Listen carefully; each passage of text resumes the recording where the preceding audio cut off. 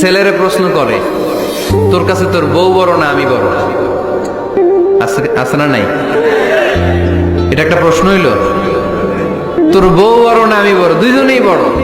তো এক ছেলে সুন্দর উত্তর দিছে, আমার কাছে ভালো লাগছে উত্তরটা শুনে।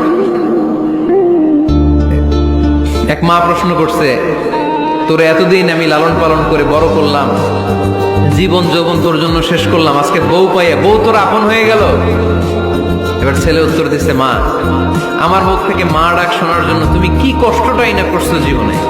10 মাস আমারে পেটে ধারণ করলা, খাইতে পারো নাই, বমি করছো, খালি ওষুধ খাইছো, তোমার পেট কেটে আমারে বের করা হয়েছে, 2 বছর আমারে দুধ খাওয়াইছো, পেশাব পায়খানা পরিষ্কার করেছো, বয়স যখন 3-4 তখন তোমার আমি মা ডাকছি। এই মা ডাকটা শোনার জন্য তুমি এত কষ্ট করছো, আর আরেকবারের মাইয়া এই ঘরে আইসাই তোমার মা ডাকা শুরু করছে। যেই মেয়েটা তোমারে মা ডাকে সে আমার আপন হবে না কেন মা? ঠিক কিনা? এই মা ডাক শোনার জন্য তুমি এত কষ্ট করলা, আমার লালন পালন করলা, 10 মাস পেটে ধরলা, পেশাব পায়খানা পরিষ্কার করলা, এরপরে মা ডাক শুনতে পারে। আর আরেকবারের মেয়ে জানা নাই চিনা নাই এসেই তোমার ডাকা শুরু করছে মা। তো যে আমার মারে মা ডাকে তার স্থান তো আমার কলিজায়। ঠিক কিনা?